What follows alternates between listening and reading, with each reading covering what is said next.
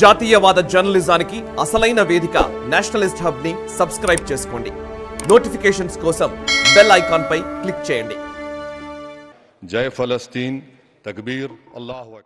నమస్తే. ప్రత్యేక చర్చా కార్యక్రమానికి స్వాగతం. హైదరాబాద్ ఎంపీ అసదుద్దీన్ ఓవైసీ తన ప్రమాణ స్వీకార సమయంలో చేసినటువంటి వ్యాఖ్యలు, జై పాలస్తీనా అంటూ అతను చేసినటువంటి వ్యాఖ్యలు వివాదానికి కేంద్ర బిందువుగా మారాయి. దీని పట్ల ఇప్పటికే అతను చేసినటువంటి వ్యాఖ్యలను రికార్డుల నుంచి తొలగిస్తూ నిర్ణయం తీసుకోవడం జరిగింది. అయితే ఇప్పటితో కేవలం ఆ నిర్ణయంతో ఈ వివాదం ముగిసిపోలేదు. చాలామంది దానికి కౌంటర్స్ కూడా అంతే ఘాటుగా వినిపిస్తూ ఉన్నాయి. బీజేపీ నుంచి కావచ్చు, సామాన్య ప్రజల నుంచి కూడా చాలా విమర్శలు వ్యక్తమవుతూ ఉన్నాయి. ఈ వ్యాఖ్యలు యాదృచ్ఛికంగా చేశారా, లేకపోతే ఉద్దేశపూర్వకంగా చేశారా? అసదుద్దీన్ ఓవైసీపై చట్టపరంగా ఏమైనా యాక్షన్ తీసుకోవడానికి ఆస్కారం ఉందా? ఈ అంశాల మీద బ్రీఫ్గా విశ్లేషించే ప్రయత్నం చేద్దాం. నాతో పాటు స్టూడియోలో అందుబాటులో ఉన్నారు అంతర్జాతీయ వ్యవహారాల విశ్లేషకులు మామిడి గిరిధర్ గారు. గిరిధర్ గారు నమస్తే. నమస్తే రాజు గారు. నమస్తే. ఈరోజు ప్రమాణ స్వీకార సమయంలో అసదుద్దీన్ ఓవైసీ చేసినటువంటి వ్యాఖ్యలు, జై భీమ్ అన్నారు, జై మీమ్ అన్నారు, జై తెలంగాణ అన్నారు. సరే, అంతవరకు ఎవరేం అభ్యంతరం చెప్పలేదు. కానీ చివర్లో ఈ జై పాలస్తీనా అని ఆయన మాట్లాడినటువంటి మాటలు యాదృచ్ఛికంగా చేశారని మనం అనుకోవాలా, లేకపోతే కావాలనే ఎప్పుడు కేర్ ఆఫ్ కాంట్రవర్సీగా ఉంటారు కాబట్టి ఆ స్టైల్లోనే చేశారు? యాదృచ్ఛికంగా మాత్రం చేయలేదు. ఆయన అసలు రూపం ఏంటో బయటపడింది. అంటే పాలెస్టైన్ అన్నది విదేశీ ఒక ఇష్యూ, అది మన భారతదేశానికి సంబంధం లేదు. ఎక్కడో ఏదో దేశంలో జరుగుతున్న అంశాన్ని భారత పార్లమెంట్లో లేవనెత్తడానికి అవసరం ఏముంది ఆయనకు? అంటే ఈయన లాయల్టీస్ ఎక్కడున్నాయి? మనకు ఇస్లాంలో వాళ్ళు నమ్మేటువంటి సిద్ధాంతం ఏంటంటే దారుల్ ఇస్లాం, దారుల్ హర్బ్ అని రెండు రాష్ట్రాలు ఉంటాయని వాళ్ళు నమ్ముతారు. అంటే ఎక్కడ ఇస్లాం ఉందో అది దారుల్ ఇస్లాం, పవిత్రమైనటువంటి ప్రాంతం. మిగతా ప్రాంతంలో దారుల్ హర్బ్ అంటారు, అంటే అక్కడ యుద్ధం చేయాలి అని. అది ఎక్కడ ఇస్లాం లేదో అక్కడ యుద్ధం జరగాలి. ఇది నమ్మేవాళ్ళు. అంటే పాన్ ఇస్లామిక్ ప్రపంచం అంతా కూడా ఇస్లామే ఉండాలి అన్నటువంటి భావజాలమే ఇక్కడ మనకు రిఫ్లెక్ట్ అవుతుంది. కాబట్టి ఇది చాలా dangerous. In fact section article 102A దాని ప్రకారం చూస్తే కనుక 102(1)D ప్రకారం చూస్తే కనుక ఎవరైనా విదేశానికి సంబంధించిన ఏదైనా దేశానికి మీరు మద్దతు ప్రకటిస్తే ఆ గ్రౌండ్స్ మీద మిమ్మల్ని ఎంపీగా డిస్క్వాలిఫై చేయొచ్చు. ఆ పాసిబిలిటీ ఉంది. అటువంటి ఎక్సర్సైజ్ చేయాలి అని చాలా మంది మనకు సోషల్ మీడియాలో డిమాండ్ చేస్తున్నారు. కానీ ప్రోటెం స్పీకర్ ఏమో ఇది ఎక్స్పండ్ చేసి వదిలేసే చాలా చిన్న తప్పిదం కింద అన్ని మినహాయించారు. దాంట్లో అంటే ఆ పదాన్ని తొలగిస్తూ జై పాలెస్టైన్ అని మాత్రం తీసేయడం జరిగింది. అది ఇన్ఫాక్ట్ పాలెస్టైన్ అన్నది పాలెస్టైనియన్ జ్యూస్ ఉన్నారు, పాలెస్టీనియన్ అరబ్స్ ఉన్నారు.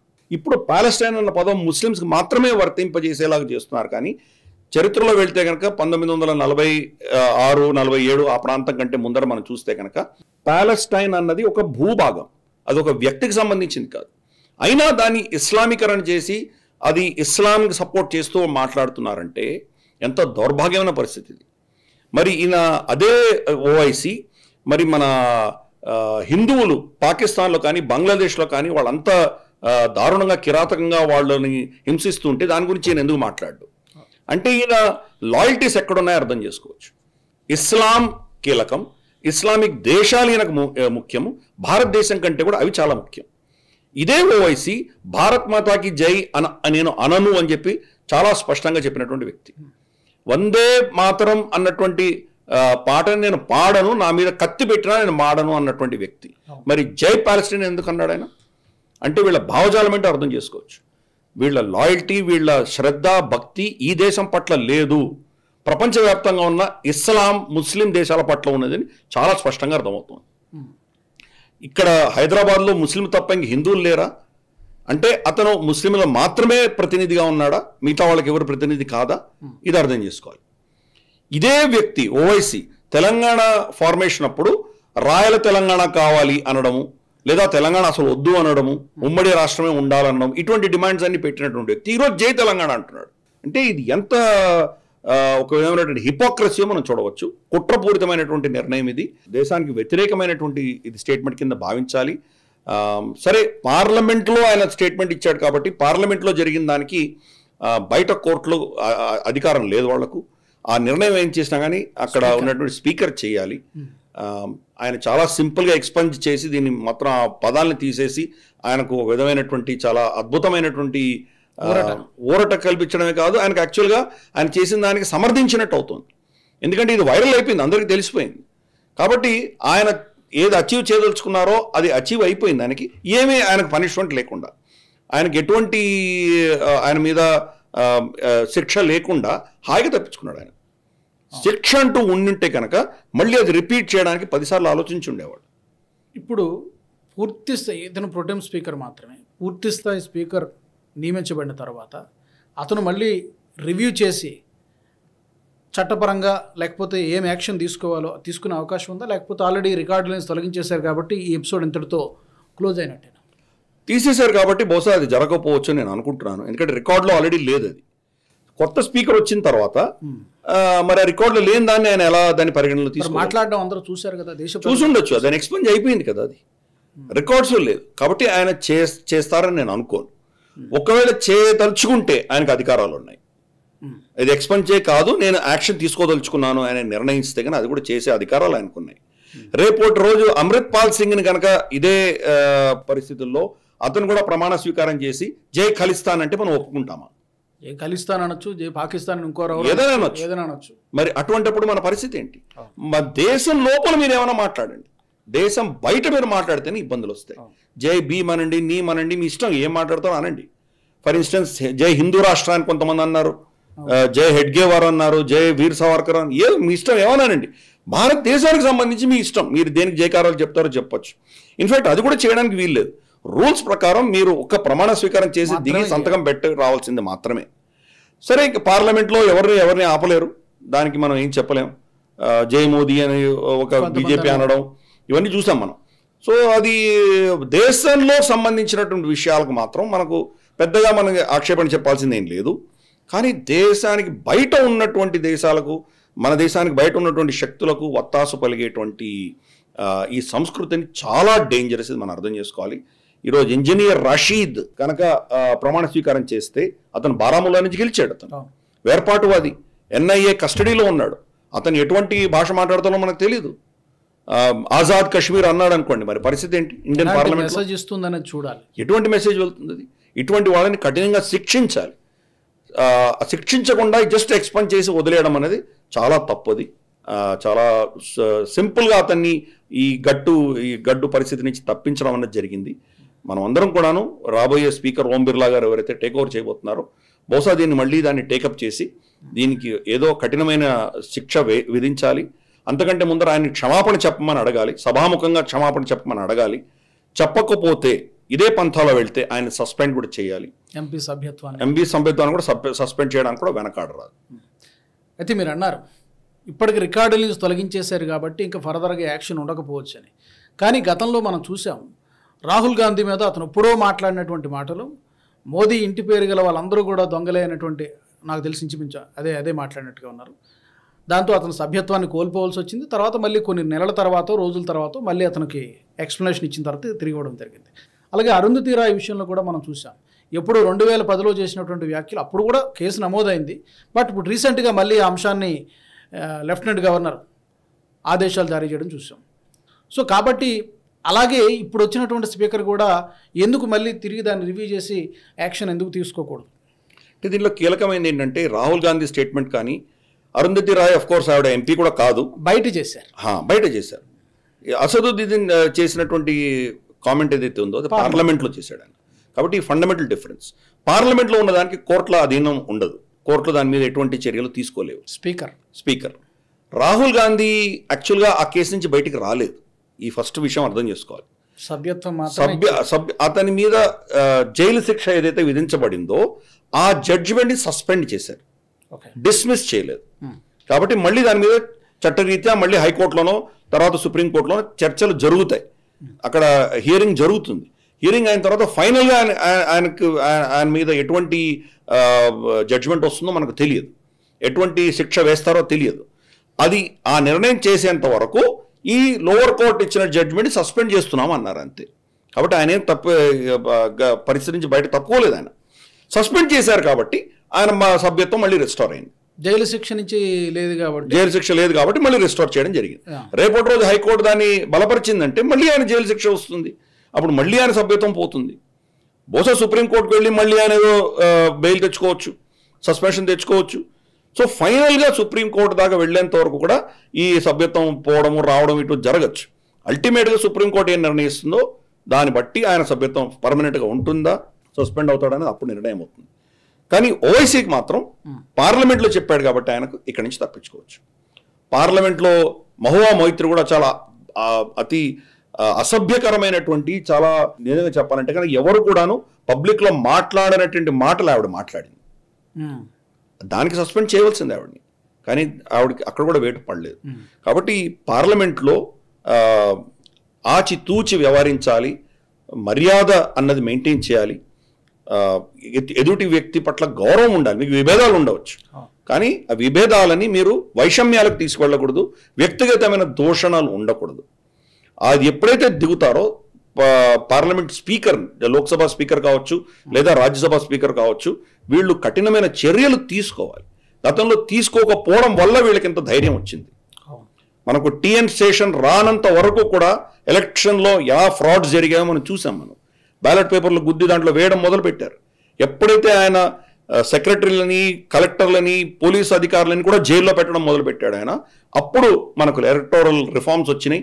అప్పుడు ఎలక్షన్ అంటే భయం అన్నది ఆఫీసర్లలో, పొలిటికల్ పార్టీస్లో వచ్చింది. క్రమేపీ ఈ క్రిమినలైజ్, ఈ బ్యాలెట్ల కబ్జా అన్నది తగ్గింది. మనకు ఒక వ్యక్తి నిర్ణయం తీసుకోవడంతో చాలా మార్పులు వచ్చినాయి.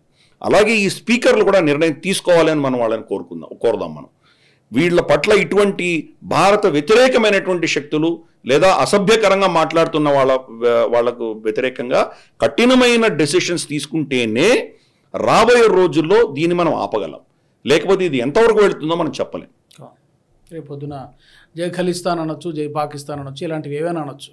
సో అయితే మనం గతం కూడా చూస్తే ఇది మొదటిసారి కాదు ఓవైసీ ఈ విధమైనటువంటి వ్యాఖ్యలు చేయడం. బాబ్రీ మసీద్ గురించి అతను చేసినటువంటి వ్యాఖ్యలు కావచ్చు, అండ్ అంతకంటే ముందు 15 minutes అనేటువంటిది మనం ఎవరం కూడా మర్చిపోలేం.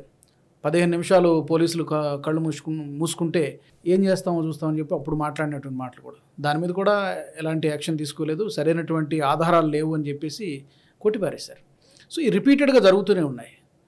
అంటే సరైనటువంటి శిక్షలు పడకపోవడం వల్లనే ఇలా జరుగుతోందా? తప్పకుండా ఈ ఎకోసిస్టమ్, మరి కాంగ్రెస్ ప్రభుత్వంలో అతనికి మినహాయింపు వచ్చింది, కోర్టులలో అతనికి ఏదో రిలీఫ్ వచ్చింది అంటే అక్బరుద్దీన్ ఓవైసీకి, మరి భాజపా ప్రభుత్వం ఉంది కదా మహారాష్ట్రలో ఇప్పుడు, వాళ్ళు ఎందుకు శిక్ష వేయట్లేదు అతని మీద? ఒకవేళ లోవర్ కోర్టులో ఆయన కనుక అతన్ని కొట్టేసి అతన్ని రిలీజ్ చేస్తే హైకోర్టుకి ఎందుకు వెళ్ళలేదు వీళ్ళు? లేదా రివ్యూ పిటిషన్ ఎందుకు వేయట్లేదు? అది మనం ప్రశ్నించవలసింది. ప్రభుత్వాలు ఎందుకు అంత చిన్న చిన్న పిల్లలు ఆడుకున్నట్లు చిన్న దెబ్బలు కొడుతున్నారు వీళ్ళని? ఇటువంటి దేశద్రోహులను, సమాజ విద్రోహ శక్తులను కఠినంగా శిక్షించవలసిన బాధ్యత ప్రభుత్వాల మీద ఉన్నది. ఈరోజు భాజపా సర్కారే ఉంది కదా అక్కడ మహారాష్ట్రలో, వాడు ఎందుకు యాక్షన్ తీసుకోలేదు అక్బరుద్దీన్ ఓవైసీ మీద? ఇది మనం ప్రశ్నించవలసిన విషయం. అసదుద్దీన్ ఓవైసీ భావజాలం ఏంటో మనకు తెలుసు. సుప్రీంకోర్టు మనకు బాబ్రీ మస్జిద్ కింద ఒక ఆలయం ఉండేది మనకు ఆర్కియలాజికల్ సర్వే ఆఫ్ ఇండియా రిపోర్ట్లో తేలింది. అలహాబాద్ హైకోర్టు ఏదైతే దాన్ని నిర్ధారించిందో, దాన్ని ఏదైతే యాక్సెప్ట్ చేసిందో, దాన్ని సుప్రీంకోర్టు కూడా యాక్సెప్ట్ చేసి అక్కడ మీరు రామ మందిరం కట్టుకోవచ్చు అని ఫైనల్ డెసిషన్ 5 మంది జడ్జిలు కలిసి ఇచ్చినటువంటి జడ్జిమెంట్ని గౌరవించాల్సిన బాధ్యత ప్రతి భారత పౌరుడికి ఉందా లేదా? అసదుద్దీన్ ఓవైసీ ఏమో ఓ బాబ్రీ మస్జిద్ థీ, బాబ్రీ మస్జిద్ హై, బాబ్రీ మస్జిద్ రహేగా అంటున్నాడు. అంటే కోర్టులతో మీకేం సంబంధం లేదు, గౌరవం లేనట్టుగా. గౌరవం ఏం లేదు. మీరు బారిస్టర్, అసలు ఆయన ఫస్ట్ లా సస్పెండ్ చేయాలి, ఆయన లా డిగ్రీని సస్పెండ్ చేయాలి. కోర్టులకు వ్యతిరేకంగా విభేదించవచ్చు, నేను ఈ జడ్జిమెంట్కి వ్యతిరేకంగా ఉన్నానని చెప్పవచ్చు, దానికి మీరు ఎందుకు వ్యతిరేకిస్తున్నారో చెప్పాలి. కానీ అల్టిమేట్గా కోర్టు ఏం చెప్పింది దాన్ని యాక్సెప్ట్ చేయక తప్పదు. మీరు నచ్చినా నచ్చకపోయినా యాక్సెప్ట్ చేయక తప్పదు. పైపెచ్చు ఆయన ఏమంటున్నాడంటే, ఆయన ఇచ్చిన స్టేట్మెంట్లో బాబ్రీ మస్జిద్ కో షహీద్ కియా హై అంటున్నాడు. ఇది ఇస్లాంకి విరుద్ధం. ఇస్లాంలో షహీద్ అన్న పదం ఆ మతాని కోసం పోరాటం చేస్తూ చనిపోయినటువంటి వ్యక్తికి మాత్రమే వర్తిస్తుంది. అది ఒక మనిషికి మాత్రమే వర్తిస్తుంది. ఒక గోడలు ఉన్నటువంటి స్ట్రక్చర్ బిల్డింగ్కి వర్తించదు. షహీద్ అన్న పదం ఈ బిల్డింగ్స్ కనుక మీరు వర్తింప చేస్తే ఇస్లాంలో దాన్ని షిర్క్ అంటారు. మనుషులకు మాత్రమే వర్తిస్తుంది. జీవం ఉన్న మనుషులకు మాత్రమే వర్తిస్తుంది. ఎందుకంటే వాళ్ళు ఇస్లాం కోసము, అల్లా కోసము, ప్రాఫెట్ మహమ్మద్ కోసము బలిదానం ఇచ్చారు కాబట్టి వాళ్ళు షహీద్ అవ్వగలరు. కానీ బిల్డింగ్ ఎప్పుడూ అవ్వదు. బిల్డింగ్ కానీ రాళ్ళు, రప్పలు, చెట్లు, పుట్టలు అవ్వవు. వాటిని కనుక మీరు మనిషికి ఇచ్చినటువంటి దర్జా ఇస్తే దాన్ని ఇస్లాంలో షిర్క్ అంటారు. మనం యాక్చువల్గా సౌదీ అరేబియాలో మెక్కాలో ప్రాఫెట్ మహమ్మద్ ఆయన నమాజ్ చేసినటువంటి మస్జిద్ని వాళ్ళు అక్కడ ఎక్స్పాన్షన్ కోసం దాన్ని డెమాలిష్ చేసి అక్కడ వాళ్ళు ఒక షాపింగ్ కాంప్లెక్స్ లాంటిది కట్టారు. షాపులు, టాయిలెట్లు అన్నీ ఉన్నాయి అక్కడ, అది కట్టారు వాళ్ళు. ఇస్లాంలో మీకు మన హైందవంలో ఉన్నటువంటి ప్రాణ ప్రతిష్ఠ అన్న కాన్సెప్ట్ లేదు. అది ప్రార్థనా మందిరం మాత్రమే. ఒకవేళ మందిరం లేకపోతే మీరు రోడ్ల మీద కూడా చేస్తున్నారు కదా, ఎందుకు చేస్తున్నారు మరి? అది అర్థం చేసుకోవాలి కదా. ఎక్కడైనా చేయొచ్చు అని చెప్పారు. అదే పనిగా ట్రాఫిక్ ఆపేసి మీరు నమాజ్ చేయట్లేదా? మరి దానికి మీరు బాబ్రీ మస్జిద్ ఎందుకు కావాల్సి వచ్చింది మీకు? బాబ్రీ మస్జిద్ లాంటివి ఇంకో 10 ఎకరాల్లో మీకు ఆల్రెడీ మస్జిద్ కట్టమని సుప్రీంకోర్టు ఇచ్చింది కదా మీకు. మరి అక్కడ వెళ్ళి ప్రార్థన చేసుకోండి మీరు. సౌదీ అరేబియాలో, మొత్తం అరేబ్ దేశాల్లో, యుఏఈలో కావచ్చు, ఖతార్లో కావచ్చు, కువైట్లో కావచ్చు, మస్జిదులని రొటీన్గా కూల్స్తారు, కొత్త మస్జిదులు వేరే దగ్గర కట్టుకుంటారు. ప్రార్థనా మందిరం మాత్రమే, దానికి ప్రాణశక్తి ఏమి ఉండదు. ఎందుకంటే మనిషి కాని ఏవైతే ఉంటాయో ప్రాణశక్తి లేనటువంటి, ప్రాణం లేనటువంటి వస్తువులన్నీ కూడాను వాటికి ఎటువంటి గౌరవము ఇవ్వడానికి వీలు లేదు. వాటిని అన్నింటిని కూడా డిమాలిష్ చేయాలి. ఇన్ఫ్యాక్ట్ మదీనాలో ఉన్నటువంటి ప్రాఫెట్ మహమ్మద్ యొక్క అవశేషాలు ఏవైతే ఉన్నాయో, ఆయన సమాధి ఉన్నదో, అక్కడ వెళ్ళి మోకర్లే నమస్కారం చేసేది భారత భూఖండా నుంచి వెళ్ళే ముస్లింసే చేస్తారు. పాకిస్తాన్, భారత్, బంగ్లాదేశ్ నుంచి వెళ్ళేటువంటి ముస్లింలే చేస్తారు. అరబులు చేయరు. ఇన్ఫ్యాక్ట్ అక్కడ ఒక ప్రతిపాదన కూడా వాళ్ళ మౌల్వీలు ఏం తీసుకొచ్చారంటే, ఇది వీళ్ళు చేస్తోంది షిర్క్, ఇది ఇస్లాం మతానికి విరుద్ధంగా చేస్తున్నారు వీళ్ళు, ఇది ఇలా చేయరాదు. ఎవరైనా కావచ్చు, ప్రాఫెట్ మహమ్మద్తో సహా ఎవరి కూడాను వాళ్ళ ఎముకలు కానీ వాళ్ళ సమాధులు కానీ మిమ్మల్ని రక్షించవు, మీరు అల్లాతోనే మీకు కనెక్షన్ ఉండాలి అన్నటువంటి వాళ్ళ నమ్మకం అది. ఆయన సమాధిని అక్కడి నుంచి తీసేసి ఎక్కడో ఎవరికి తెలియనటువంటి అజ్ఞాత ప్రాంతంలో మళ్ళీ ఆయనని షిఫ్ట్ చేసే ప్రయత్నం గత ప్రభుత్వాలు చేసినాయి. కానీ ఆదాయం వస్తోంది. ప్రపంచంలోనే ఈ 3 దేశాలు మనం కలిపామంటే నంబర్ 1 ముస్లిం పాపులేషన్ ఉన్నది అఖండ భారతంలోనే ఉన్నది. మనకు ఆఫ్ఘనిస్తాన్, పాకిస్తాన్, భారత్, బంగ్లాదేశ్ని కనుక యాడ్ చేసామంటే ఇండోనేషియా కంటే ఎక్కువ ముస్లిమ్స్ మన దగ్గరే ఉన్నారు. మొత్తం అరేబియా పెనిన్సులాలో ఎంతమంది ఉన్నారో అంతకంటే ఎక్కువ మంది ఇక్కడ ఉన్నారు. కాబట్టి ఆ ఆదాయాన్ని వాళ్ళు వదులుకోకూడదన్న ఉద్దేశంతో ఆయన ప్రస్తుతానికి వదిలేశారు. లేకపోతే వాళ్ళ మతంలోనే షిర్క్ అంటారు. అంటే వాళ్ళ మతపరంగా కూడా ఆయన ద్రోహం చేస్తున్నాడు ఆయన. అంటే ఇది పాలిటిక్స్ తప్ప ఇంకేమీ లేదు. ముస్లిమ్స్ అందరికీ, ఇక్కడున్న ముస్లిమ్స్ పాపం అమాయకులు, వాళ్లకు నిజంగా ఈ షిర్క్ అన్న కాన్సెప్ట్ వాళ్ళకి తెలియదు. మనం చూసాం ప్రతి వీధి మీద ఏదో పచ్చ జెండా కట్టేసి చెట్టుకి వాళ్ళు ఏదో చేస్తున్నారు. అది షిర్క్, అది ఇస్లాంకి వ్యతిరేకం. అది చేస్తే కనుక ఇస్లాంలో మీరు జహన్నంకి పోతారు, అంటే నరకానికి పోతారని వాళ్ళ నమ్మకం అది. అటువంటిది ఇది కనుక మీరు సౌదీ అరేబియాలో చేయండి, దమ్ములుంటే మిమ్మల్ని అక్కడికక్కడే ఉరి తీస్తారు. ఆ షిర్క్ చేయడానికి వీలు లేదు అక్కడ. నేను సౌదీ అరేబియాలో పనిచేసి వచ్చాను, నాకు తెలుసు అక్కడ ఏంటో అది. ఇక్కడ భారతదేశంలో వీళ్ళు చేస్తారు. వీధి మధ్యలో సమాధి పెట్టి సమాధికి వీళ్ళు సాంబ్రాణి వేసి పూజలు చేస్తున్నారు. సో ఇవి కంప్లీట్గా ఇస్లాంకి విరుద్ధం. కాబట్టి ఓవైసీ చేసింది చట్ట విరుద్ధము, ఇస్లాంకి కూడా విరుద్ధం. ఈ వ్యక్తి, ఇతని లాయల్టీస్, ఇతని భావజాలం అంతా కూడాను భారతదేశానికి అతీతంగా ముస్లిం ఉమ్మా పట్ల ఉన్నదని స్పష్టంగా అర్థమవుతుంది మనకి. ఓకే, అయితే ఓవైసీ కామెంట్స్ తర్వాత, ఓవైసీ మాట్లాడిన తర్వాత ఇప్పుడు కానీ గతంలో కానీ విపక్షాలు ఎవరు కూడా, కాంగ్రెస్ కానీ ఇతర ఇండీ కూటమిలోని రాజకీయ పార్టీలు, ఎంపీలు కానీ ఎవ్వరూ మాట్లాడలే, కనీసం చాలా సైలెంట్గా ఉన్నారు. ఈవెన్ గతంలో ప్రకాష్ రాజ్ లాంటి వ్యక్తులు మాట్లాడినటువంటి మాటలు, ప్రధాని మోదీ గారిని ఉద్దేశించి who the hell are you అంటే చాలా ఘాటుగా మాట్లాడినటువంటి మాటలు, పార్లమెంటులో ఇలాంటి పొర్లుదండాలు, ఈ సెంగోల్ ప్రతిష్ఠించినప్పుడు చాలా ఘాటైనటువంటి విమర్శలు చేశారు. మరి ఇలాంటి వ్యక్తులు, ఇలాంటి రాజకీయ నాయకులు ఎవ్వరు కూడా ఈరోజు ఎవరు రియాక్ట్ అవ్వలే ఎక్కడ. అంటే ఇండైరెక్ట్గా అసదుద్దీన్ ఓవైసీని వారు సపోర్ట్ చేస్తున్నట్ట, లేకపోతే వాళ్ళే వెనకాల ఉండి ఇదంతా నడిపించారా? ఈ అపోజిషన్ ఇండియా అలయన్స్ ఈరోజు గెలిచింది అంటే కనుక ముస్లిం కన్సాలిడేషన్ వల్లనే గెలిచారు వీళ్ళు. రమారమి 93 నుంచి 94% ముస్లిం ఓట్లు ఇండి అలయన్స్కి వెళ్ళింది. కాబట్టి వాళ్ళ ఓటు బ్యాంక్ వ్యతిరేకంగా వాళ్ళు ఎవరు మాట్లాడే దమ్ములు ఎవరికి లేవు. ఇది ఒక ఎత్తు అయితే, హిందువులలో చీలిక తీసుకొచ్చి ఓబీసీలు ఎస్పెషల్లీ మీ 400 పైన సీట్లు వస్తే కనుక రాజ్యాంగాన్ని సవరించి మీ రిజర్వేషన్లు తీసేస్తుంది ప్రభుత్వం అని బెదిరించేసరికి కొంతమంది ఓబీసీలు కూడా భాజపాకి వ్యతిరేకంగా ఓటు వేశారు. సో ఈ రెండిటి వల్ల వాళ్ళు గెలిచారు. కాబట్టి ముస్లిం కన్సాలిడేషన్ జరిగింది కాబట్టి ముస్లిమ్స్ వ్యతిరేకంగా మాట్లాడేటువంటి ధైర్య సాహసాలు ఈ ఇండి అలయన్స్లో ఎవరి దగ్గర లేవు. వాళ్ళ ఓటర్ని అయితే వాళ్ళు అసంతృష్టి చేసేటువంటి పరిస్థితి అయితే లేదు వాళ్ళకి. కాబట్టి వాళ్ళ దగ్గర నుంచి ఏం ఎక్స్పెక్ట్ చేస్తాం మనం? ఒక విధంగా మద్దతు ఇస్తున్నట్టుగానే మనం భావించాలి. తప్పకుండా వాళ్ళ భావజాలం కూడా అదే.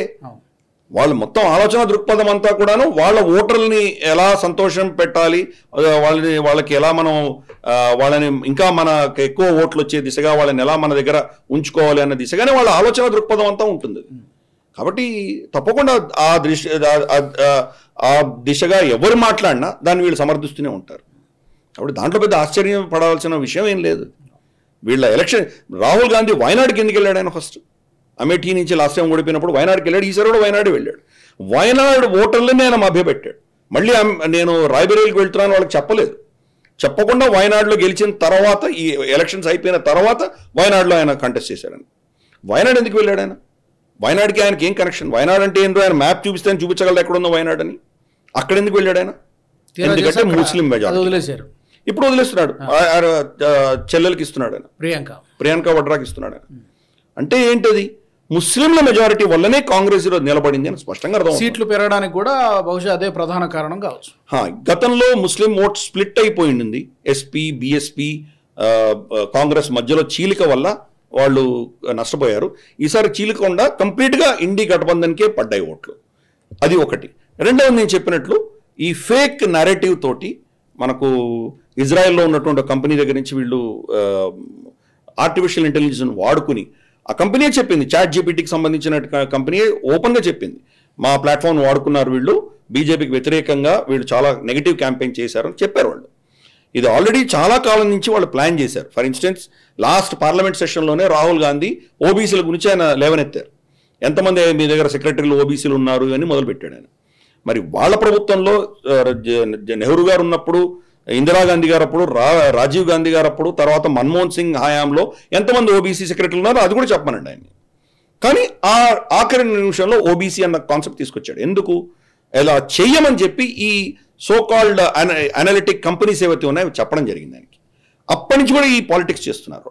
సో హిందూ సమాజంలో చీలిక తీసుకొచ్చి ఓబీసీ వర్గాన్ని భయపెట్టి, అది కూడా చూస్తే ఉత్తరప్రదేశ్ కొన్ని ప్రాంతాల్లోనే, ఉత్తరప్రదేశ్, బెంగాల్ లాంటి ప్రాంతాల్లో కొన్ని ప్రాంతాల్లోనే ఎక్కడ అక్షరాస్యత తక్కువ ఉన్నదో అక్కడే దాన్ని నమ్మినటువంటి ఉదంతా విషయం చూసాం మనం. ఎక్కడైతే అక్షరాస్యత బాగానే ఉన్నదో అక్కడ ఎవరు వీళ్ళ కల్లిబుల్లి అలిబుల్లి మాటలు నమ్మలేదు. అక్కడ బీజేపీకి చాలా నష్టం జరిగింది. మధ్యప్రదేశ్లో నష్టం జరగలేదు, మనకు ఇతరత్ర బీహార్లో నష్టం జరగలేదు. ఎక్కడ జరిగింది? ఉత్తరప్రదేశ్ ప్రాంతంలో ఎక్కడైతే ఓబీసీలు ఎక్కువ ఉన్నారో వాళ్ళని భయాందోళనకు గురి చేయడం వల్ల వాళ్ళ ఓట్లు వీళ్ళు కొంత తీసుకోగలిగారు. బట్ ఆల్రెడీ వీళ్లకు రమారమి 20% ముస్లిం ఓటు కన్సాలిడేట్ అయింది. కొంత ఓబీసీ ఓటు రాగానే వీళ్ళకి ఈ సీట్లు వచ్చాయి. ఇది అర్థం చేసుకోవాలి. ఇది పాలిటిక్స్ అన్నది ఒక ఫేక్ నెరేటివ్ తోటి ఆఖరి నిమిషంలో చేసినటువంటి నెరేటివ్తో గెలిచారు. ప్లస్ ముస్లిం ఓట్స్తోనే గెలిచారు, స్పష్టంగా అర్థమవుతుంది. ఇందోర్లో చూస్తే మనకు అర్థమవుతుంది. ఇందోర్లో Congress candidate last minute withdraw అయిపోయాడు. విత్డ్రా అయినా కానీ కూడా నోటాకి 19% ఓట్లు పడ్డాయి. ముస్లింలు 19% ఉన్నారు.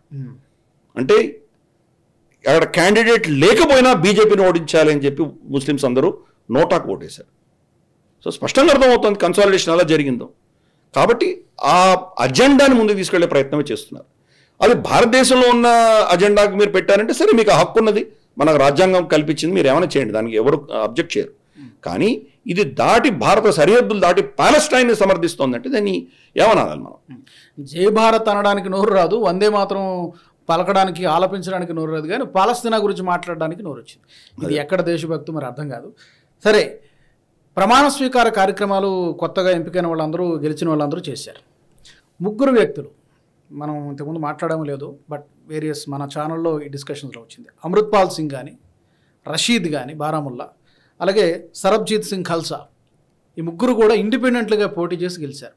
2 ఖలిస్తానీ వేర్పాటు వాదులు సింపథైజర్స్, ఒకరు టెర్రర్ ఫండింగ్కి చేశాడని చెప్పి ఆ ఆరోపణల మీద అతను గెలవడం జరిగింది. భారీ మెజారిటీతో గెలిచారు. వీళ్ళ ప్రమాణ స్వీకారం ఉంటుందా, లేకపోతే ఏంటి వీళ్ళ పరిస్థితి ఏంటి? ఇప్పుడు వీళ్ళు ఎంపీలుగా పార్లమెంట్లో అడుగు పెడతారా, పెట్టరా? ఇప్పుడు కొత్తగా రాబోయే అమలు కాబోయేటువంటి కొత్త న్యాయ చట్టాల ద్వారా చెక్ పెట్టొచ్చా, ఏంటి, ఏం జరుగుతుంది? అంటే కొత్త న్యాయ చట్టాలు ఏవైతే వస్తాయో రెట్రోస్పెక్టివ్గా చేయలేం. అంటే ఎప్పుడో నేను 10 ఏళ్ల క్రితం చేసిన నేరానికి కొత్త చట్టంలో నేను వాళ్ళని ప్రాసిక్యూట్ చేయలేను. నేను ఓకే, ఆ చట్టాలు వచ్చిన తర్వాత జరిగేటువంటి నేరాలకి ఆ కొత్త చట్టాలు వర్తిస్తాయి. సో అప్లికేబుల్ కాదు వీళ్ళకి, అప్లికేబుల్ కాదు. కానీ ఇప్పుడు ఆల్రెడీ వాళ్ళ మీద చట్టాలు చాలా ఉన్నాయి. ఎన్ఐఏ కావచ్చు, ఇతరత్ర వీళ్ళందరూ కూడాను అన్లాఫుల్ యాక్టివిటీస్ ప్రివెన్షన్ యాక్ట్ కానీ ఇటువంటివి చాలా చట్టాలు వాళ్ళ మీద మోపబడి ఉన్నాయి. దేశ విద్రోహ చట్టాలకు సంబంధించినటువంటి చాలా సెక్షన్స్ వాళ్ళ మీద మోపబడి ఉన్నాయి. కాబట్టి వీళ్ళు ఫస్ట్ జైలు నుంచి బయటికి రావాలి. జైలు నుంచి బయటికి రాగలరా? సో కోర్టులు వాళ్ళని మినహాయించాలి. పెరోల్ మీద తీసుకొచ్చి ప్రమాణ స్వీకారం చేయడానికి కుదరదా? కోర్టులు వదిలితే అప్పుడు వస్తారు. కోర్టులు వదలడానికి సిద్ధంగా ఉన్నాయా? వీళ్ళు దేశ విద్రోహ ఘటనలు చేశారు వీళ్ళు. కాబట్టి కోర్టులు అంత సునాయాసంగా వీళ్ళకి బెయిల్ ఇవ్వలేరు. బెయిల్ ఇచ్చారంటే కోర్టుల మీద చాలా ప్రశ్న పుడుతుంది. కోర్టులని నమ్మకపోవడం అనేది ప్రజల్లో కోర్టుల మీద ఉన్నటువంటి విశ్వాసం కోల్పోయేటువంటి ప్రమాదం కోర్టుల మీద ఉన్నది. కాబట్టి కోర్టులు ఎలా నిర్ణయిస్తో చూడాలి. వీళ్ళకు బెయిల్ ఇవ్వడం చాలా కష్టం, కోర్టులకు కూడా చాలా కష్టం. కాబట్టి వీళ్ళు బయటకు వచ్చి ప్రమాణ స్వీకారం చేయడం అనేది చాలా కష్టమైన విషయం. సరే, మన దేశంలో దేన్ని మనం రూల్ అవుట్ చేయలేం. మనకు చూస్తే కనుక ఏదో డ్రామాలో బిజీగా ఉన్నటువంటి చీఫ్ జస్టిస్ని 2-3 ఫోన్ కాల్స్ రాగానే ఆయన రాత్రి వెళ్ళి సుప్రీంకోర్టు తలుపులు తెరిచి తీస్తా సెతల్వాద్కి బెయిల్ ఇచ్చినటువంటి ఉదంతాలు చూసాం మనం. అలాగే మనకు మనీ లాండరింగ్ చట్టం ప్రకారం ఇంటరిమ్ బెయిల్ అన్న కాన్సెప్ట్ కూడా లేదు. బెయిల్ ఒకటి ఉంది కానీ ఇంటరిమ్ బెయిల్ అన్న కాన్సెప్ట్ లేదు. ప్లస్ ఎవరైతే శిక్ష అనుభవిస్తున్నాడో, ఎవరైతే అభియోగి ఉన్నాడో అతను బెయిల్కి అర్జీ కూడా పెట్టలేదు. అయినా అతనికి కేజ్రీవాల్కి ఇంటరిమ్ బెయిల్ ఇచ్చి అతను బయటికి తీసుకొచ్చిన ఉదంతం మనం చూసాం. ఆ వ్యక్తి ఇప్పుడు చీఫ్ జస్టిస్ కూడా అవ్వబోతున్నారు. మరి ఇటువంటి పరిస్థితుల్లో మరి ఈ టెర్రరిస్టులకు కూడా వాళ్ళు బెయిల్ ఇస్తారా? వేచి చూడాలి మనం. వాళ్ళు జైలు నుంచి బయటికి వస్తే తప్పకుండా వాళ్ళు మన పార్లమెంట్కి వచ్చి ప్రమాణ స్వీకారం చేసే అధికారం వాళ్ళకు ఉన్నది. ఎందుకంటే గెలిచారు కాబట్టి, రాజ్యాంగబద్ధంగా గెలిచారు. వాళ్ళు దోషులే కానీ దోషి ఆరోపణ మాత్రం వాళ్ళ మీద ఉన్నది. కానీ వాళ్ళు ఇంకా దోషి అని చెప్పి ఏ కోర్టు నిర్ణయించలేదు. నిర్ణయించేంత వరకు వాళ్ళు చేయొచ్చు. ఫర్ ఇన్స్టెన్స్ లాలూ ప్రసాద్ యాదవ్, ఆయన ఈ కోర్టులో బెయిల్ తర్వాత ఏదో పొడిగింపులు చేసుకుంటూ 10-15 సంవత్సరాలు ఆయన కేంద్ర రైల్వే మంత్రిగా ఉన్నాడు, చీఫ్ మినిస్టర్గా ఉన్నాడు, చాలా చేశాడు ఆయన. ఫైనల్గా జడ్జిమెంట్ వచ్చిన తర్వాత ఇప్పుడు ఆయన ఎలక్షన్ కూడా కంటెస్ట్ చేయలేనటువంటి పరిస్థితి ఆయనకు వచ్చింది. జయలలిత కూడా ఆవిడ కనుక బతికుంటే ఆవిడ కూడా శశికళతో పాటు జైల్లో కూర్చునేది. మళ్ళీ ఎలక్షన్ కంటెస్ట్ చేయలేనటువంటి పరిస్థితి ఆవిడ కూడా. ఆయన చనిపోయింది కాబట్టి బతికిపోయింది ఆవిడ, లేకపోతే ఆవిడ కూడా జైలుకు వెళ్ళి ఉండేది. ఇది పరిస్థితి. కాబట్టి మన ఉన్నటువంటి ఈ ఎలక్షన్కి సంబంధించినటువంటి మన చట్టాలు ఏవైతే ఉన్నాయో దీంట్లో సవరణలు తీసుకురావాల్సిన ఆవశ్యకత ఉన్నది. అభియోగం మోపినంత మాత్రాన వాళ్ళని డిస్క్వాలిఫై చేయడం నేను కూడా ఒప్పుకోను. కానీ దేశ విద్రోహమైనటువంటి చట్టాలకు సంబంధించినవి చాలా సీరియస్ అలిగేషన్స్, ఖలిస్తానీ మూకలకు సంబంధించినవో లేదా మనకు టెర్రర్ ఫండింగ్ లాంటివో, టెర్రరిస్ట్ని సపోర్ట్ చేస్తున్నటువంటివి కొన్ని చట్టాలకు సంబంధించి మాత్రం ప్రిలిమినరీ రిపోర్ట్ ఫైల్ చేసి ఎఫ్ఐఆర్ ఫైల్ చేసి దాని మీద కనుక ఎవిడెన్స్ చేయగలిగితే వాళ్ళని డిస్క్వాలిఫై చేసే దిశగా మనం కొన్ని సవరణలు చేసుకోక తప్పదు. ఎందుకంటే ఇప్పుడు ఇంజనీర్ రషీద్ వస్తే అక్కడ ఆయనకు భారత రాజ్యాంగం మీద నమ్మకమే లేదు. అమృత్ పాల్ సింగ్ చాలా క్లియర్గా చెప్తున్నాడు. రాహుల్ గాంధీ చెప్పిన స్టేట్మెంట్ ఆయన రిపీట్ చేశాడు. దెర్ వాజ్ నో భారత్, ఇది యూనియన్ ఆఫ్ స్టేట్స్ అంటున్నాడు. మేము వేరే దేశం, మీరు వేరే దేశం, అందరు కలిసాం ఒక దగ్గర, సో మా ఇష్టం మేము వెనకపోతాం అంటున్నాడు ఆయన. అటువంటి వ్యక్తులు రేపు కనుక పార్లమెంట్లో మీరు పర్మిట్ చేశారంటే దీన్ని మీరు డెమోక్రసీ అనడానికి వీల్లేదు, మాబోక్రసీ అవుతుంది. ఎలాంటి మెసేజ్ వెళ్తుంది దేశానికి, ఎలాంటి మెసేజ్ వెళ్తుంది ప్రజలకు, ఎలాంటి మెసేజ్ వెళ్తుంది? మరింత మందికి ఇన్స్పిరేషన్ అంటే మరొక అమృత్ పాల్ సింగో లేకపోతే మరొక అతనికి అయినప్పుడు నేనెందుకు కాకూడదు? ఎన్నో ఉన్నాయి మనకు. ఈశాన్య రాష్ట్రాల్లో మేము భారతదేశాన్ని విడిపోవాలనుకునే శక్తులు చాలా ఉన్నాయి. రేపు వాళ్ళు వచ్చి కోరచ్చు. నాగాలాండ్ ఫర్ క్రైస్ట్ అని ఒక మూమెంట్ నడుస్తుంది. క్రిస్టియన్ మెజారిటీ అది. మేము భారతదేశంలో ఉండం, మా వేరే దేశం మీకు మాకు సంబంధం లేదు అని వాళ్ళు చాలామంది ఉన్నారు. మిజోరాంలో మన గవర్నర్ బీజేపీ పార్టీకి చెందినటువంటి వ్యక్తి అక్కడ గవర్నర్గా వెళ్తే గవర్నర్ ఆయన హిందూ పార్టీ నుంచి వచ్చాడు కాబట్టి ఆయన బాయ్కాట్ చేసి మొత్తం మిజోరాం అసెంబ్లీ ఎవరూ అటెండ్ అవ్వలేదు. ఆయన ఎంటీ హాల్, అసెంబ్లీలో ఒక్క మనిషి కూడా లేనటువంటి అసెంబ్లీకి ఆయన అడ్రస్ ఇచ్చి వెళ్ళిపోయారు ఆయన. కాబట్టి ఇటువంటి భావజాలం ఉన్న వాళ్ళు రేపు పార్లమెంట్లో వచ్చి దేశ వ్యతిరేకంగా మాట్లాడితే కనుక దాన్ని సహిస్తామా, దాన్ని యాక్సెప్ట్ చేస్తామా? ఇది కాబట్టి ఇది చాలా డేంజరస్ ట్రెండ్. ఇది కఠినంగా శిక్షించవలసిన ఆవశ్యకత ఉన్నది. ఓవైసీ చేసింది దేశ విద్రోహమైన ఒక స్టేట్మెంట్ కింద నేను భావిస్తాను. మన దేశం అంతర్గతమైన విషయాల్లో మీరు ఏమైనా చెప్పండి, మీకు విభేదాలు ఉండొచ్చు, నేను దాని గురించి ఏమనట్లేదు. మనకు సామెత ఉన్నది, ఘోషయాత్రకు వెళ్ళినప్పుడు వాళ్ళని గంధర్వులు కౌరవులు పట్టుకొని వెళితే భీముడు కాగల కార్యం గంధర్వులు చేశారు అన్నాడు. అంటే యుధిష్ఠిరుడు ఏమన్నాడు అప్పుడు, మనలో మనం 105 మంది, కానీ మనకు వ్యతిరేకంగా ఎవరైనా వస్తే మనం 105 మంది గుర్తుపెట్టుకో అన్నాడు ఆయన. కాబట్టి మనలో ఎన్నైనా విభేదాలు ఉండొచ్చు, మతపరమైన విభేదాలు ఉండొచ్చు, రాష్ట్రపరంగా ఉండొచ్చు, భాషాపరంగా ఉండొచ్చు, లేదా మీ మొహం నాకు నచ్చదనో, మన ఇష్టం ఎన్నో విభేదాలను మనం పెట్టుకోవచ్చు. కానీ మన దేశానికి సరిహద్దులు దాటి వేరే దేశానికి మీరు ఒత్తాసు మన పార్లమెంట్లో పలుకుతున్నారంటే కనుక మీ యొక్క భావజాలం ఎంత డేంజరస్ మనం అర్థం చేసుకోవాలి. అయితే బీజేపీ ఎంపీ ఛత్రపాల్ సింగ్ ఆయన ప్రమాణ స్వీకారం చేస్తూ జై హిందూ రాష్ట్ర అని మాట్లాడడం, సరే హెడ్ గోవార్ అవన్నీ కూడా మాట్లాడుకుంటాం, దానికంటే ముందు హిందూ రాష్ట్ర అని మాట్లాడడం అనేది కొంచెం అటెన్షన్ గ్రాప్ చేసింది. ఎలా చూస్తారు ఈ హిందూ రాష్ట్రాన్ని ఆయన మాట్లాడడాన్ని? మీరు సమర్థిస్తారా లేకపోతే? అంటే ఫస్ట్ ఫండమెంటల్ ప్రిన్సిపల్, మీరు ప్రమాణ స్వీకారం చేసిన తర్వాత ఎటువంటి నినాదాలు చేయడానికి వీల్లేదు. సో ఆ విషయంలో ఎవరు ఏం మాట్లాడినా కానీ తప్పే కింద భావించాలి. ఫస్ట్ ఓవైసీ ఎప్పుడైతే ఇది చేశాడో దాని ప్రతిక్రియగా వాళ్ళు కూడా చేస్తున్నారు. సో వాళ్ళు చేసే ప్రతిక్రియ మీరు ఎలా ఆపగలరు? మీరు ఓవైసీని ఆపలేనప్పుడు వాళ్ళని ఎలా ఆపగలరు? హిందూ రాష్ట్రం అన్న కాన్సెప్ట్, హిందూ రాష్ట్రం ఎప్పుడూ ఉంది, సడన్గా దాన్ని క్రియేట్ చేయాల్సిన ఆవశ్యకత లేదు. హిందుస్థాన్ అని వాళ్ళే పిలుస్తున్నారు. పాకిస్తాన్ దగ్గర నుంచి ప్రపంచమంతా కోకొల్లలై వాళ్ళంతా కోడి కూస్తున్నట్టు చెప్తున్నారు, హిందూ రాష్ట్రం అని చెప్తున్నారు. హిందూ రాష్ట్రం ఎప్పుడూ ఉన్నది, హిందూ రాష్ట్రం ఎప్పుడు లేదు. కానీ ఓవైసీ ఇటువంటి స్టేట్మెంట్స్ ఇచ్చినప్పుడు వాళ్ళ సైడ్ ఎందుకు ఊరుకుంటారు? వాళ్ళు ప్రతిక్రియ ఉంటుంది కదా. ఆయన అన్ని జైలు చెప్పి వెళ్ళిపోతుంటే వీళ్ళు ఆయన్ని మళ్ళీ ప్రేరేపించారు, ఆయన్ని పోక్ చేశారు. వెనక్కి వచ్చి జై హెడ్ గేవర్ అని చెప్పి వెళ్ళాడు ఆయన. సో అందుకని మీరు చేస్తే దానికి ప్రతిక్రియ కూడా ఉంటుంది. మీరు చేయనప్పుడు వాళ్ళని ప్రశ్నించే అధికారం మీకు వస్తుంది. మీరు సరిగా ఉండి వాళ్ళు తప్పు చేస్తే అప్పుడు మీరు ప్రశ్నించవచ్చు. మీలోనే ఇంత దోషం ఉండి దేశ సరిహద్దుల ఆవలి వైపు మీ ఇంట్రెస్ట్లు ఉండి అలా మాట్లాడితే దేశానికి సంబంధించిన భవిష్యత్తు గురించి ఆయన మాట్లాడినప్పుడు ఎలా మీరు తప్పు పట్టగలరు? మామూలుగా ఇలాంటి విషయాలు, హిందుత్వ విషయాలు ఎప్పుడు వచ్చినా కూడా బీజేపీ ఎమ్మెల్యే రాజాసింగ్ చాలా ఘాటుగా రియాక్ట్ అవుతారు. ఈ వ్యాఖ్యల తర్వాత కూడా చాలా ఘాటుగా రియాక్ట్ అయ్యారు. అంత ప్రేమ పాలస్తీన్ మీద ఉంటే అక్కడికి వెళ్ళిపోండి, మీరు ఇక్కడ ఎందుకున్నారని చెప్పి. సో ఇంకా ఐ థింక్ ఈ వాదనలు, ప్రతివాదనలు, ఆరోపణలు, ప్రత్యారోపణలు నాకు తెలిసి మరికొద్ది రోజులు కొనసాగుతాయేమో అనిపిస్తుంది రాజాసింగ్ వ్యాఖ్యల తర్వాత. అంటే కొద్ది రోజులు జరుగుతుందని నేను అనుకోను. వీళ్ళ భావజాలం ఇంత దారుణంగా ఉంది, ఒక మతానికే వీళ్ళు వత్తాసు పలుకుతున్నారు, దేశం వాళ్ళకు దానివల్ల వాళ్ళకి దేశం పట్ల వీళ్ళు ఎటువంటి గౌరవం లేదు అని మనకు అర్థమైనప్పుడు కొద్ది రోజుల్లో చమిసిపోయే విషయం కాదు.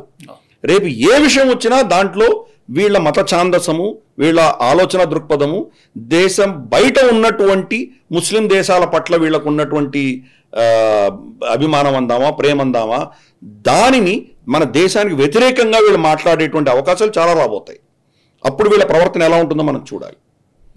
రేపటి రోజు పాకిస్తాన్ మీద మనం ఏదైనా యాక్షన్ తీసుకుంటాం, పిఓజేకేనో లేదా పిఓజీబీనో మళ్ళీ మన దేశంలో కలుపుకునేటువంటి ప్రయత్నం చేస్తే వీళ్ళు భారతదేశం పట్ల నిలబడతారా, లేకపోతే ముస్లింలు నష్టపోతున్నారని వాళ్ళ పక్షాన్ని నిలబడతారా? ఇది చూడాలి మనం. ఈ భావజాలం ఉన్న వాళ్ళు ఎలా ప్రవర్తిస్తారో ఇప్పుడే మనం ఊహించవచ్చు. కాబట్టి ఇదేదో ఈరోజు సమసిపోయేటువంటి విషయం కాదు. రాబోయే రోజుల్లో ప్రతి అంశంలో వాళ్ళు మతాన్ని తీసుకొచ్చి వాళ్లకున్నటువంటి భావజాలము, వాళ్ళకున్నటువంటి ముస్లిం ఉమ్మా అది ముందర పెట్టుకొని మాట్లాడితే కనుక చాలా డేంజరస్. ఇది ఆరంభమే కానీ ఇప్పుడు అంతమయ్యేటువంటి సూచనలు నాకు అనిపించట్లేదు. గిరిధర్ గారు, చూద్దాం. మీరు చెప్పినట్టుగా రాబోయే రోజుల్లో అసదుద్దీన్ ఓవైసీ మీద, అతను చేసిన వ్యాఖ్యల మీద ఏమైనా యాక్షన్ తీసుకుంటారా? చట్టపరంగా ఏమైనా యాక్షన్ తీసుకునేటువంటి అవకాశం ఉందా? కొత్త స్పీకర్ వచ్చిన తర్వాత మనం వేచి చూడాల్సిందే, ఎలాంటి యాక్షన్ తీసుకుంటారు. ఏదైనా కూడా ఇలాంటి సంస్కృతి అనేది సమర్థనీయం కాదు. అలాంటి సంఘటనలు, వ్యాఖ్యలు పునరావృతం కాకుండా ప్రభుత్వం కూడా దీని మీద సీరియస్గా ఆలోచించాలని మనం అందరం కూడా కోరుకుందాం. ధన్యవాదాలు. చర్చలో పాల్గొన్నారు. నమస్తే. ఇది ఇవాల్టి ప్రత్యేక చర్చా కార్యక్రమం. అసదుద్దీన్ ఓవైసీ కావచ్చు, లేకపోతే ఏ ఇతర ఎంపీ అయినా చట్టసభల్లో మాట్లాడేటప్పుడు ఒక బాధ్యతతో జవాబుదారీతనంతో మాట్లాడాల్సినటువంటి అవసరం ఉంది. దేశానికి వ్యతిరేకంగా ఎవరు మాట్లాడినా అది సమర్థనీయం కాదు. అలాంటి వారి మీద కఠినమైనటువంటి యాక్షన్ చర్యలు తీసుకోవాల్సినటువంటి అవసరం ఎంతైనా ఉందనేది అటు రాజకీయ పార్టీల నుంచి సామాన్య ప్రజల నుంచి కూడా వ్యక్తమవుతుంది. మరి ఈ అంశానికి సంబంధించి రాబోయే రోజుల్లో ఏం జరగబోతుందో మనం కూడా వేచి చూడాల్సిందే. నమస్తే. ఈ వీడియో మీకు నచ్చినట్టయితే లైక్ చేయండి, 10 మందికి షేర్ చేయండి. అలాగే కామెంట్ల రూపంలో మీ అభిప్రాయాలను మాతో పంచుకోండి. Nationalist hub group of channels ను సబ్స్క్రైబ్ చేసుకుని తెలుగునాట జాతీయవాద జర్నలిజాన్ని ప్రోత్సహించండి. ఈ వీడియో కింద ఉన్న బెల్ ఐకాన్ పై క్లిక్ చేయడం మర్చిపోవద్దు.